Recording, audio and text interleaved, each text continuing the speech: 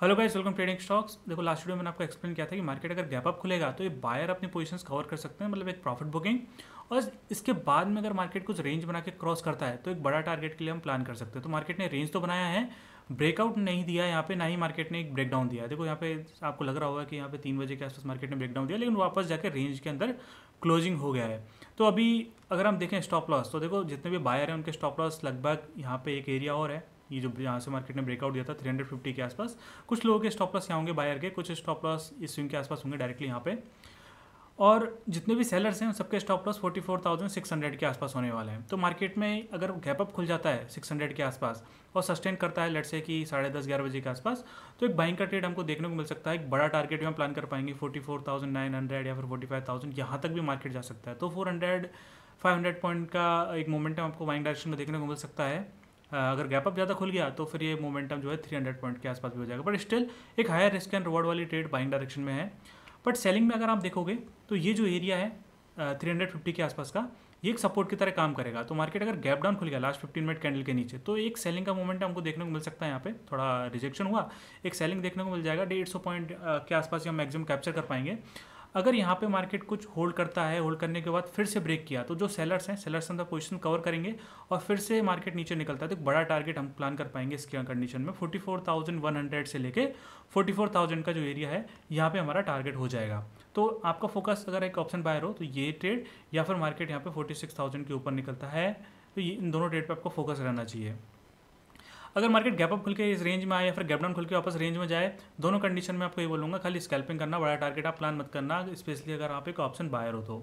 Okay, सो ये चीज़ तो देखो बैंक निफ्टी में थोड़ा सा कन्फ्यूजन आपको लग रहा होगा, लेकिन आप बाइंग का ट्रेड अगर देखोगे निफ्टी के अंदर, तो निफ्टी पिछले लगभग 2 दिन से एक बहुत ही अच्छा रेंज यहाँ पे बना रहा है। मॉर्निंग के अंदर एक गैप अप खुला, प्रॉफिट बुकिंग हो गया, slow and study buying direction में जाने की कोशिश किया, बट यहाँ पे ना ही तो सेलर्स को मोमेंटम मिला है ना ही बायर्स को मोमेंटम मिला है। दैट मीन्स ये एक बहुत ही नैरो रेंज है। बायर्स और सेलर्स के स्टॉप लॉस यहाँ पे भी आप देखोगे, सारे सेलर्स के स्टॉप लॉस यहाँ पे 19,370 मैक्सिमम 80 के आसपास होंगे, और कुछ जो बायर हैं उनके स्टॉप लॉस यहाँ पे स्विंग के आसपास होंगे।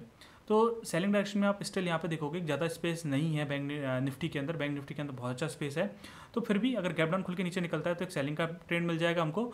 अगर बैंक निफ्टी जाता है 44,000 के आसपास, तो देखो निफ्टी डेफिनेटली 19,230 के आसपास यहाँ पे पॉज नहीं लेगा, हो सकता है और भी थोड़ा नीचे आ जाए। तो आपको ये देखना है दोनों इंडेक्स सिंक होना चाहिए सेलिंग के लिए।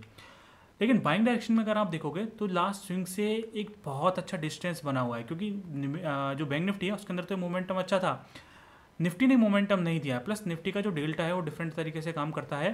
तो कल अगर गैप अप खुल जाता है 19,380-70 यहाँ कहीं, और गैप अप खुलने के बाद सस्टेन किया यहाँ पे आधा घंटा 45 मिनट के आसपास, लगभग 10 बजे के आसपास, और फिर अगर ब्रेकआउट करता है तो एक ट्रेंडिंग डे हो सकता है हमारा, ये मैक्सिमम टारगेट हो जाएगा। देखो मैक्सिमम टारगेट हम किस तरीके से प्लान करते हैं पहले भी मैंने आपको एक्सप्लेन किया है।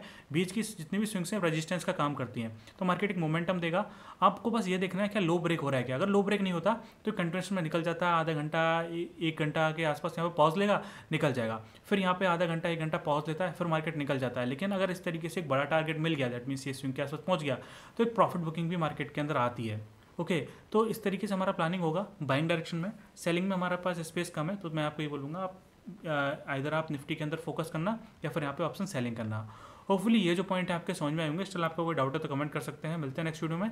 Thanks for watching this video.